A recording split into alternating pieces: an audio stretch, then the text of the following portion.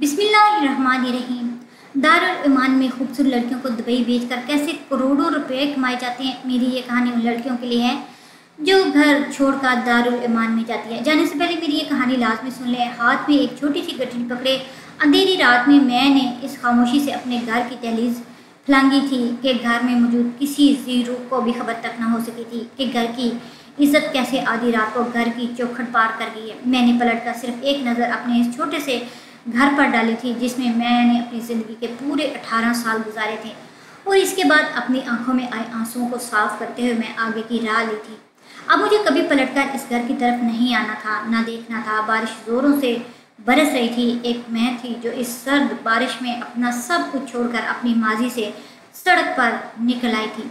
मैं सर से पाँव तक चंद सेकंड में भीग चुकी थी और मेरे हाथ में पकड़ी गठरी भी थी जिसमें कुछ कपड़े और जेवरात मौजूद थे। अब यही मेरा कुल असासा था। कंधे पर लटके मेरे छोटे से पर्स में मेरा मोबाइल फ़ोन गुनगुना रहा था और मैं जानती थी ये किसका फ़ोन है। मैंने जल्दी से एक कोने में एक छपड़े के नीचे खड़े होकर फ़ोन निकाला और बड़ी मुश्किल से बात की। अटक अटक कर आवाज़ आ रही थी और मुझे कुछ भी समझ नहीं आ रहा था कि फ़ोन की दूसरी तरफ से क्या कहा जा रहा है। मैंने बस चीख कर इतना ही कहा कि मैं घर से निकल आई हूँ और कुछ ही देर में लाई अड्डे पर मिलूंगी। मुझे यकीन था कि दूसरी तरफ मौजूद शख्स ने मेरी बात सुन ली होगी। मैंने वापस अपना फ़ोन पर्स में डाला और तेज़ तेज़ कदम उठाती लारी अड्डे की तरफ बढ़ने लगी और 1 घंटे बाद मैं अड्डे पर पहुंच चुकी थी। रात के 2 बज रहे थे और इक्का दुक्का मुसाफिर बसों के इंतजार में बैठे हुए थे। मुझे बहुत ज़्यादा खौफ आ रहा था। मैं किसी भी मर्द के लिए बहुत आसान हदफ साबित हो सकती थी और इसीलिए मैंने अपने आप को सिमट कर एक कोने में अली नशीद संभाल ली थी। अब मुझे इसका इंतज़ार था जिसकी खातर मैं अपनी शादी से 2 दिन पहले अपना घर छोड़कर निकल आई थी। ये फैसला मेरे लिए बहुत मुश्किल था, लेकिन मोहब्बत इंसान से सब कुछ करवा देती है। मैंने अपने घर वालों को खुद रात को खाना बनाकर मोहब्बत से पेश किया और वो समझ रहे थे कि ये सब मैंने इसलिए किया है क्योंकि मैं 2 दिन बाद रुखसत होने वाली हूँ। लेकिन दरअसल इस खाने में मैंने नींद की दवा मिला दी थी। सब लोग खाना खाकर अपने कमरे में गए और फिर ऐसे बेहोश सोए कि किसी को कोई खबर ना हो सकी कि कब मैं इनके घर से निकल पड़ी थी। ये बहुत अजीब सी स्याह रात थी। बारिश थी कि थम ही नहीं रही थी और एक एक पल क़यामत की तरह बीत रहा था। बड़ी मुश्किल से मैंने 1 घंटा गुजारा था और जब वो शख्स मुझ तक ना पहुंचा जिसकी खातर मैं यहाँ बैठी थी तो मैंने अपना फ़ोन निकाला और दोबारा से इसका नंबर मिलाया। मेरा दिल बुरी तरह धड़क रहा था। बहुत से वसवसे और अंदेशे दिल में सर उठा रहे थे। मुझे इंतज़ार था कि कब वो मेरा फ़ोन उठाता और मैं इसे कहती कि बस किसी भी तरह जल्दी से मुझ तक पहुंचाओ, लेकिन इसका तो फ़ोन ही बंद जा रहा था। मैं बड़ी बेताबी से हर थोड़ी देर बाद इसका नंबर बुला रही थी लेकिन फ़ोन मुस्तकिल बंद जा रहा था और फिर मैंने मजबूरन इसकी बहन का फ़ोन मिला डाला और जो बात उसने मुझे बताई वो सुनकर मेरे कदमों तले से ज़मीन निकल गई थी। मुझे लगता था जैसे किसी ने मेरे सर पे आसमान गिरा दिया हो। मैंने चीख कर इसकी बहन से कहा, ये कैसे मुमकिन है, ऐसे कैसे हो सकता है? लेकिन इसकी बहन ने अल्लाह हाफ़िज़ करके फ़ोन काट दिया और मुझे ऐसे लगा जैसे किसी ने मेरी रूह को हज़ारों टुकड़ों में काट दिया हो। मैं दोनों हाथों में सर गिराए बैठी थी और ज़ारो कतार रो रही थी। लेकिन इस बरसती बरसात में मैं ना ही किसी को मेरे आंसू दिखाई दे रहे थे और ना ही बारिश की थरथराहट में मेरी चीखों की आवाज़ महसूस हो रही थी।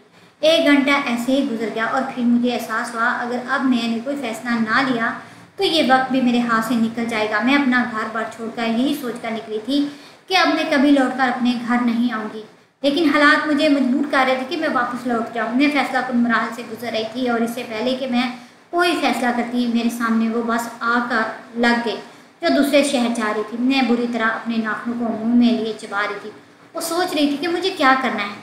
मैं किसी भी सूरत इस मर्द के साथ शादी नहीं कर सकती जिसके लिए मेरे दिल में कोई जज्बात ही ना हो और जिससे मोहब्बत थी वो मेरे लिए आया ही नहीं था। अगर मैं घर लौटती तो मेरे घर वाले ज़बरदस्ती मेरी शादी इसी के साथ अपनी मर्ज़ी से करवा देते और यही सोचकर मैं इस बस में बैठ गई जिसकी मंजिल का मुझे ठीक तरह से पता भी नहीं था। सारी रात बस का सफ़र जारी रहा और मैं खिड़की के बाहर बरसती हुई बारिश को देख रही थी। एक बारिश मेरी आंखों से भी जारी थी और मैं सोच रही थी कि अब ना जाने क्या होगा। मैं एक पढ़ी लिखी लड़की थी और अपने आप को हौसला दे रही थी कि दूसरी शहर जाकर मैं दोबारा से फ़ोन करूँगी, इसे बताऊँगी कि मैं इसकी खातिर सब कुछ छोड़कर दूसरे शहर आ गई हूँ। मुझे यकीन था कि ये सुनते ही वो मेरे पीछे चला आएगा। शायद कोई मजबूरी थी जो उसने आखिरी वक्त पर मेरे साथ ऐसा किया था। मेरा दिल अपने आप इसकी तरफ से बहाने तराश रहा था। फजर की अजानों के करीब गाड़ी रुकी थी और मैं दूसरे शहर पहुंच गई। नई जगह, अनजान लोग और सबसे बढ़कर मंजिल की कोई खबर नहीं थी। मैं बस से उतरकर अड्डे से बाहर निकली तो बहुत सारे रिक्शे ड्राइवर मेरे सामने खड़े हुए। हर कोई मुझे अपनी तरफ पुकार रहा था, मगर मुझे तो यही मालूम था कि मैं जाऊंगी तो कहाँ जाऊंगी। मैंने एक बूढ़े दाढ़ी वाले रिक्शे ड्राइवर का इंतखाब किया और इसके रिक्शे में बैठ गई। वो बहुत ही शफीक इंसान था। मोहब्बत से पूछने लगा, बेटी कहाँ जाओगी? मेरा दिल चाहा कि धाड़े मार मार के रो दूँ।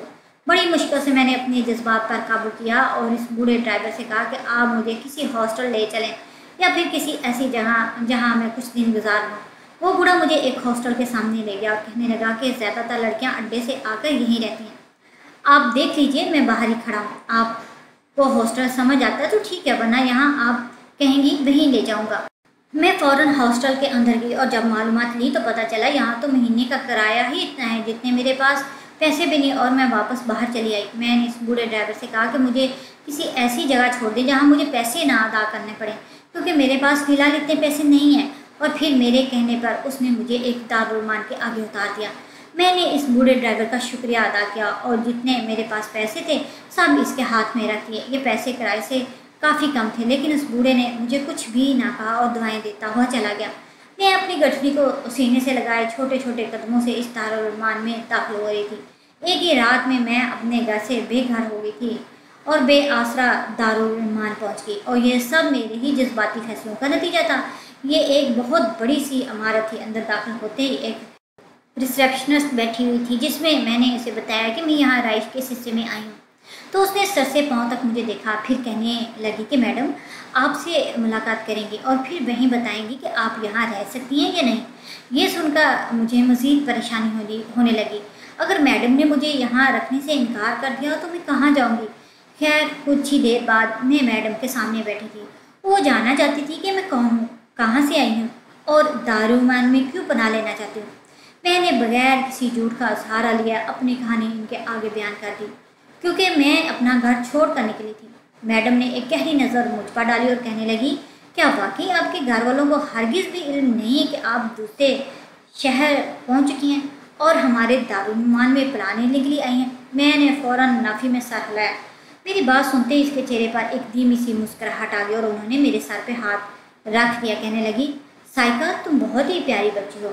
जो कुछ तुम्हारे साथ हुआ वो बहुत गलत है। तुम्हारे वालिदैन को कोई हक नहीं था कि तुम्हारे साथ ज़ोर ज़बरदस्ती।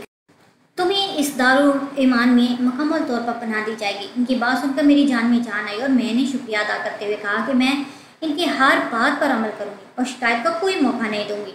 मुझे हॉस्टल के इस हिस्से में पहुँचा दिया गया जहाँ मेरी जैसी ही बहुत सारी लड़कियाँ मौजूद थी। एक छोटी सी अलमारी और बिस्तर मेरे हवाले कर दिया गया जो आज से मेरा था। अभी मैंने सुकून का सांस भी नहीं लिया था कि एक औरत मेरे करीब चली आई और उसने बड़ी आस्तगी से मेरे कान में कहा कि अब भी वक्त है, यहाँ से वापस लौट जाओ। ये जगह तुम्हारी जैसी मासूम लड़कियों के लिए नहीं है। इस औरत के अंदाज ने मुझे चौंकने पर मजबूर कर दिया था। इसकी आंखों में एक अजीब सा खौफ था। समझ नहीं आ रहा था कि वो कहना क्या चाह रही थी, और मैंने इसे पूछ भी लिया कि आप ऐसी बातें क्यों कर रही हैं, क्या कोई मसला है। वो बहुत दुख से मुस्कुराई और कहने लगी, मुझे डर है ये ज़माना तुम्हारी मासूमियत को खा ना जाए, इसलिए ये बेहतर है कि तुम अपने घर वापस चले जाओ। मैंने नम आंखों से इस औरत को देखा और कहा कि मेरा तो कोई घर ही नहीं है, मेरा कोई नहीं है, मैं कहाँ जाऊँ। मेरी बात सुनकर वो औरत हैरानी से कहने लगी, जहाँ से तुम आई हो वहीं लौट जाओ। तुम जैसी लड़कियाँ जवानी में जज्बात के हाथों मजबूर होकर वालिदैन को छोड़ आती हैं और फिर जब वापसी का रास्ता अपनाना पड़ता है तब तुम्हारे पास कुछ नहीं होता। मुझे खौफ है कि कहीं तुम्हारे साथ भी ऐसा ही कुछ ना हो। इसने मेरे हाथों को अपने हाथ में पकड़ा और मुझे मेरे ही हाथ दिखाने लगी। मेरी वो मेहंदी जो एक रात पहले ही मेरी बहन ने बड़े अरमानों से मेरे हाथों पर लगाई थी, वो मुझे दिखाते हुए कहने लगी, देखो ये मेहंदी चीख चीख कर गवाही दे रही है कि तुम दुल्हन बनने जा रही थी और किसी के बहकावे में आकर तुमने अपना घर बार अपने वालिदैन को छोड़ दिया, और देखो कैसे वक्त ने तुम्हें यहाँ तक पहुँचा दिया। बेहतर यह है कि तुम सही वक्त पर अपने घर वापस चली जाओ, तुम्हारे वालिदैन तुम्हारे गम में न डालोगे। इस औरत की बात सुनकर मैं बिस्तर पर बैठ गई और मेरे आंसू बहने लगे। कौन मेरे गम में न ढाल हो गया? मेरे वालिदैन जिन्होंने मेरी खुशी की परवाह नहीं की। मैंने इन्हें चीख चीख कर बताया था कि मैं किसी और को पसंद करती हूँ, लेकिन मेरे वालिदैन ने मेरी पसंद को तरजीह नहीं दी। उन्होंने मेरा रिश्ता अपनी मर्ज़ी से तय कर दिया। میں کسی انجان شخص کے ساتھ اپنی زندگی نہیں گزار سکتی تھی اور اسی لیے اپنا گھر بار چھوڑ کر نکل آئی ہوں۔ اس عورت نے مسکرا کر میری طرف دیکھا اور کہنے لگی، تو پھر جس شخص کو تم چاہتی تھی کیا وہ تمہیں لینے نہیں آیا؟ کیا تم نے اسے بتایا نہیں کہ تم اپنا گھر چھوڑ رہی ہو؟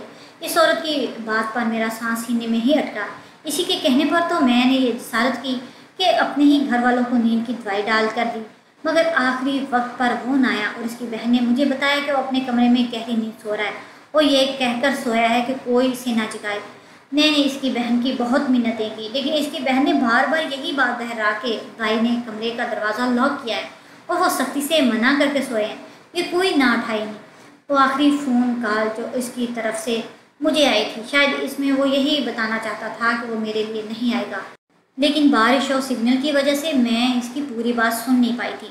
میرے دل میں اپنے والدین کے خلاف بہت سارا زہر تھا اور یہ زہر اسی شخص نے تو بھرا تھا جو مجھ سے پچھلے 2 سال سے چھپ کر ملاقاتیں کرتا رہا، جو کئی دفعہ میرے وجود کو محبت کے نام پر اپنی حوث کا نشانہ بناتا رہا، اور جب ساتھ نبھانے کا وقت آیا تو مجھے بڑی خاموشی سے دھوکہ دے گیا۔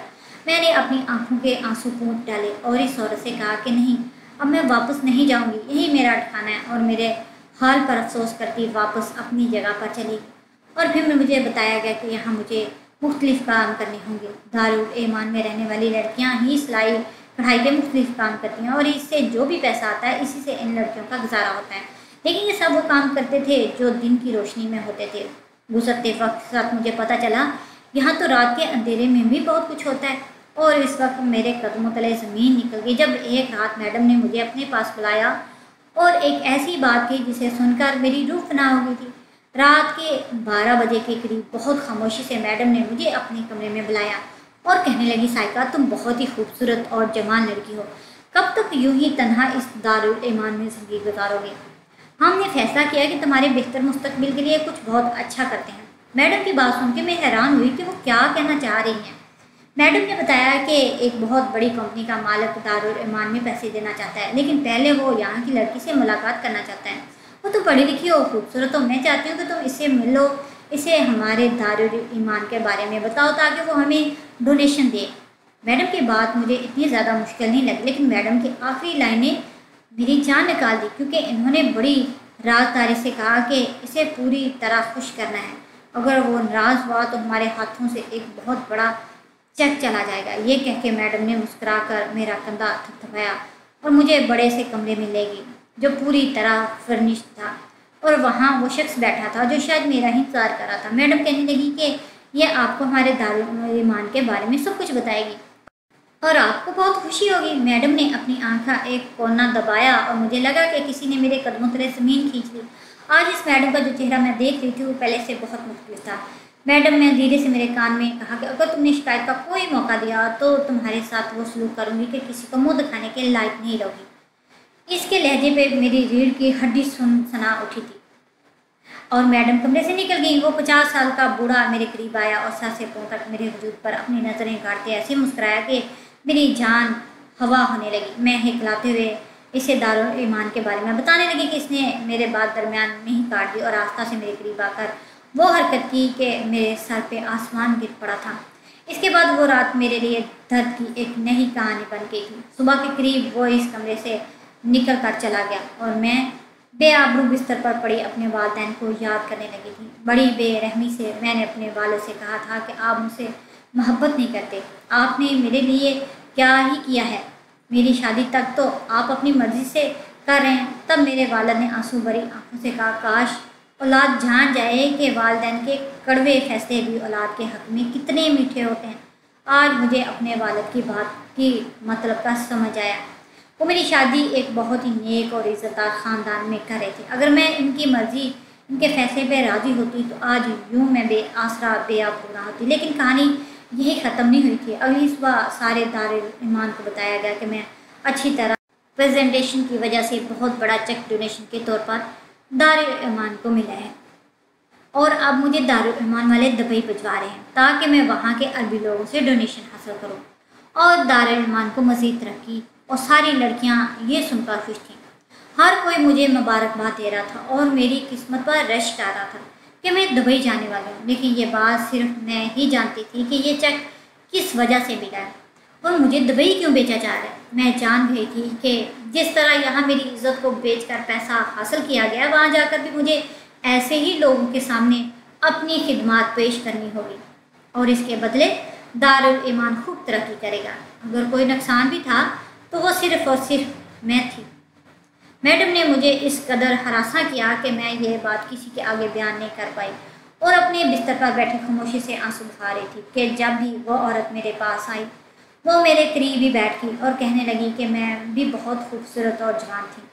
इन लोगों ने मुझे भी ऐसे ही इस्तेमाल किया। अब जब मेरी उम्र ढल गई है तो इन्हें तुम मिल गई हो। तुमसे पहले भी कई लड़कियों को इसी तरह दुबई भेजा गया है और वो लड़कियां आज तक कभी वापस नहीं आई। बस इनके नाम पर दारुल ईमान को बड़ी बड़ी रकमें आती हैं और मैं जानती हूँ कि वो इन लड़कियों को किन कामों में फंसाया गया है।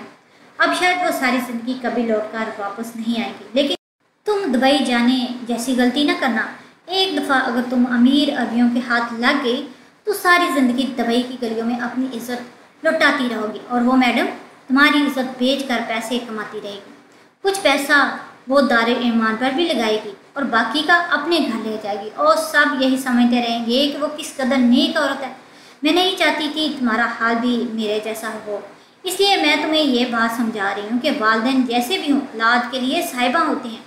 इनके फैसले वक्ती तौर पर बुरे लगते हैं, लेकिन उनमें छुपी हिकमत कभी नहीं कभी औलाद को समझ आ ही जाती है। अब भी वक्त है, तुम वापस लौट जाओ। मैं एक दफ़ा अपना आप लौटा चुकी थी। मुझ में हिम्मत नहीं थी कि मैं दुबई जाकर अरबियों की हवस का निशाना बन जाती, इसलिए मैंने उस औरत की बात को अपने पल्लू से बांध लिया और जब मुझे एयरपोर्ट पहुंचाया गया तो मैं बड़ी मुश्किल से चकमा देकर फरार हो गई और सीधा लारी अड्डे जाकर सुकून का सांस लिया और वहाँ से अपने शहर की बस पकड़ी। सुबह शुरू होने वाला सफ़र मगरब के वक्त पर अख्ताम पहुँचा और मैं अपने घर की चौखट पर खड़ी थी। 6 महीने गुजर चुके थे, लेकिन 6 महीने बाद भी मेरा घर जैसे का वैसा ही था। अगर कुछ बदला था तो वो मेरी ज़िंदगी थी। मैं अपने वालिदैन के घर से बाइज़्ज़त निकली थी और अब अपने दामन पर दाग लगा कर लौटी थी। मेरे वालिद ने दरवाज़ा खुला तो मुझे देखकर फूट फूट कर रोने लगे और मैं हैरत से अपने वालिद को देख रही थी जो इस वक्त अपनी उम्र से कहीं ज़्यादा बूढ़े दिखाई दे रहे थे। मेरे वालिद ने मुझे सीने से लगाया और घर के अंदर ले गए, मोहब्बत से मेरा माथा चुमा और बार बार मेरी खैरियत पूछ रहे थे।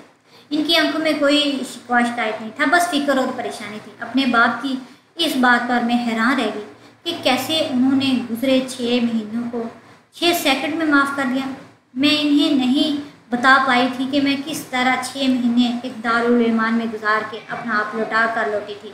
शायद वो मेरे चेहरे के करब से जान गए थे, इसीलिए उन्होंने भी कोई सवाल ना किया था। अलबत्ता दुनिया वालों ने मेरे लिए ज़िंदगी का दायरा तंग कर दिया और मैंने घर से निकलना छोड़ दिया। आस्ता आस्ता ज़िंदगी पहले से बेहतर हो रही है। मेरे वालिदैन मेरा बहुत बड़ा सहारा थे और इनके दम से ही मैं दोबारा ज़िंदगी की तरफ लौट रही थी। 2 महीने बहुत तेज़ी से गुजरे और सब कुछ बहुत बेहतर हो गया था।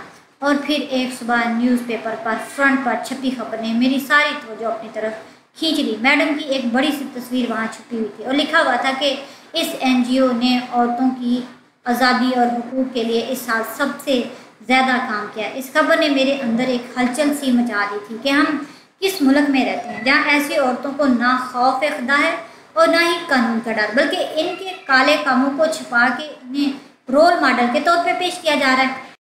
और ऐसी ही औरतें मेरी मर्जी मेरा जिस्म वाला नारे को हवा देती हैं और बोली वाली औरतें इनके नारे पर अमर दरामद करके ना सिर्फ अपने घर वालों को उजाड़ती हैं बल्कि अपनी इज्जतों को भी दांव पे लगा बैठती हैं। अपने वालिदैन और शोहर को अपना दुश्मन समझ बैठती हैं। मैं नहीं जानती कि ऐसे दारुल ईमान और इनमें काम करने वाली ऐसी मैडमों को सज़ा होगी या नहीं। ऐसे दारुल ईमान के लिए कोई कानूनी कार्रवाई और चेकिंग का अमल कभी होगा भी या नहीं, लेकिन मैं इतना ज़रूर कहना चाहती हूँ कि लड़कियों को अपनी इज्जत की हिफाजत खुद करनी चाहिए और अपने वालिदैन के साय को छोड़कर जल्दी धूप में अपने आप को पाकर घर से ना निकलो। ये दुनिया सिवाय धोखे के और कुछ नहीं और वालिदैन से ज़्यादा यहाँ कोई मुखलिस नहीं।